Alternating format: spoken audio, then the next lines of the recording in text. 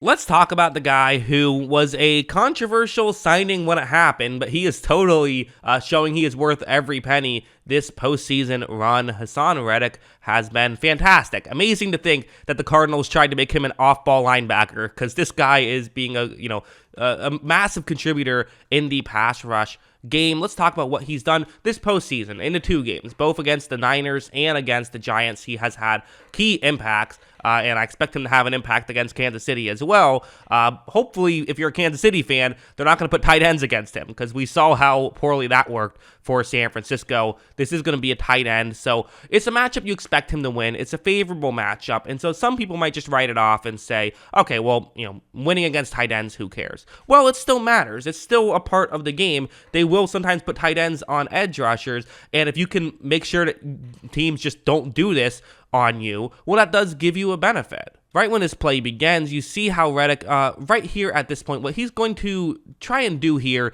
is get his right arm over the tight end. That's what he's going to try and pull off. And again, his job is to win this matchup. Typically, as a defensive lineman who's rushing the passer, your job isn't necessarily to win every snap, right? I mean, that's just hard. The best pass rushers don't win every snap. They just win a decent chunk of them. However, against a tight end, your job is to win this snap, win this rep, and watch what he's going to do. I mean, he gets through it very quickly and then is able to use his speed to get to Brock Purdy. And, again, sucks that Brock Purdy got injured on this play. There's no denying that. That was very unfortunate, but it was a great play from Reddick to hit the ball out, caused the fumble, which is definitely something that helped the Eagles in this spot. And it's kind of something where if you don't pay Reddick the attention, well, then bad things are going to happen. But of course, the flip side is if you do pay him attention, well, then you got to deal with all these other defensive linemen that are amazing. Heading over here, this is another example of them maybe not putting the attention on Reddick that you should have, but at the same time, it's like,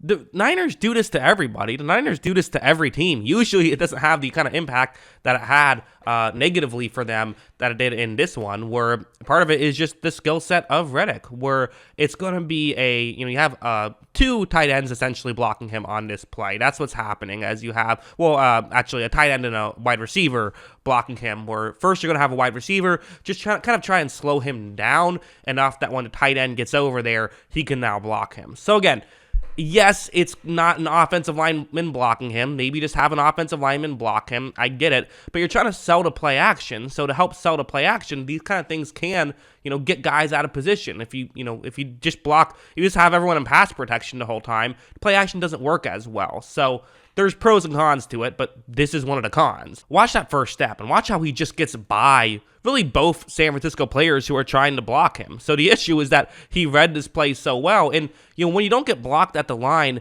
there's often a hesitation for guys. They're like, wait, what am I supposed to be doing here? But it's important, I think, one thing that, you have to make sure you do is when you're not blocked, go try to make a play. Sometimes that's the move. Now, sometimes it's not as well, but in this scenario, it's usually better to at least be trying to do something than to just hesitate and try to read the play. Go towards the quarterback, because even if it is designed to get you out of position, then having you not be blocked, even in this spot, doesn't seem like there's a screen pass and you have help behind you. But even if it were to be, at least going to hit the quarterback would, disrupt the screen pass potentially. But instead, no screen pass. Reddick just gets there, gets the sack, nearly got the ball out too. The ball came out just after Johnson hit the ground, so he almost had a second forced fumble very early on in the game. He was definitely a force in this one.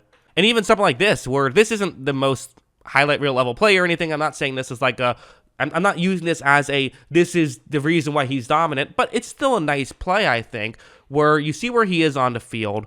This is kind of one of those things where everyone views fumble recoveries as just pure luck, and obviously there's a huge element of luck to it. Like looking at, career fumble recovery leaders would not be a great way to evaluate who is a better player, because there's so much luck involved. However, being able to be someone who can get the ball is definitely a skill. There is a skill to it by being able to get a loose ball. Look at how when this play begins. I mean, again, Johnson fumbles the snap. The ball is on the ground right here. You see, where Reddick is.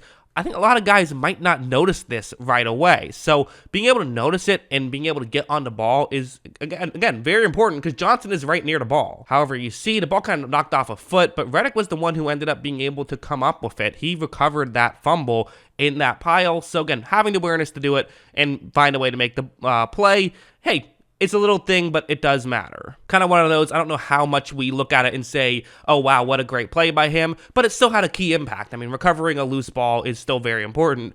And again, at this point, this was a close game, so being able to kind of do this was kind of almost like the difference in a sense. It kind of made it clear, okay, no, the Eagles are winning. In the Giants game, I thought he was, maybe even better against the Giants. Were really, again, working on poor Evan Neal, giving some favorable matchups. You could argue, oh, it's another favorable matchup going up against a rookie tackle who has not had a good season so far. Although, again, could learn to get better, but for now has not had a great season. But what's your job when you have a favorable matchup? Your job is to find ways to win. Look at how right when this play begins, you see that what he's doing with this right arm is going to impact the play, right?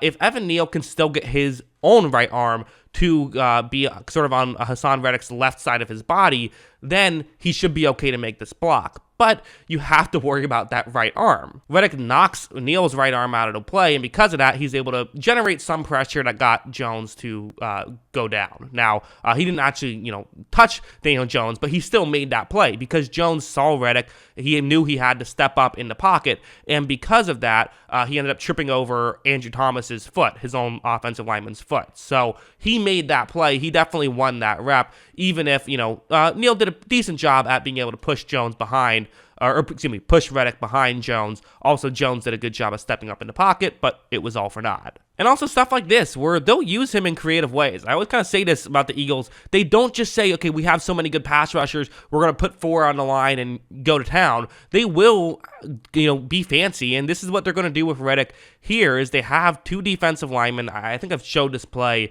when I talked about their pass rush last week, but it's a great example of what they can do well, which is, again, they're going to kind of try and just get guys out of position. The hope is that the center for the Giants moves too far towards the left, blocking a defensive tackle, and that gives Reddick a straight shot to the quarterback. However, when this play begins, the Giants actually play this well. I mean, they get over there, and the center is in position to block Reddick. What's the issue? Well, you have to then block Reddick. Watch him just, basically overpower him. He gets to Jones, who, throws the ball at the end there. But still, just an incredible play from Reddick to be able to make that stuff happen. His explosiveness is just really hard to stop. I mean, that's kind of the main thing that he does so effectively, is he's just so explosive. And because of that, it's just hard for teams to be able to stop. And especially when you get favorable matchups, because there's so many other guys you have to deal with on that Eagles defensive line.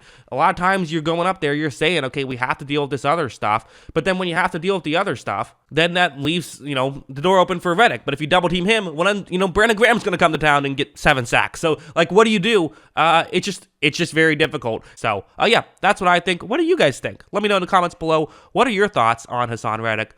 Always love hearing from you. And of course, as always, thanks for watching.